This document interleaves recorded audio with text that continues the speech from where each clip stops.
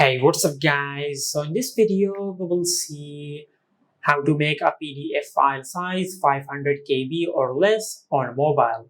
Now, as you can see, we currently have a PDF file and the size of this file is 1.48 MB. Now, to change the file size of this PDF to 500 KB or less, just go to your home screen and open the web browser app on your smartphone.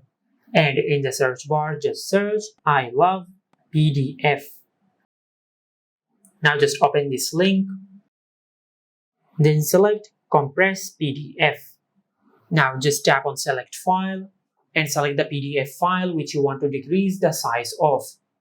Then tap on Compress PDF, and as you can see, it has already decreased the size of the file and it has downloaded it on our smartphone. Now if the file is not downloaded on your smartphone, just tap on Download Compressed PDF.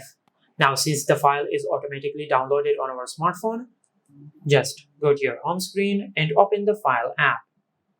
Then go to Document. Now as you can see, it has decreased the size of this file from 1.48 MB to 327 KB. And this is how you can make a PDF file size to 500 KB or less on any mobile. Make sure to like, comment and subscribe. Thank you for watching.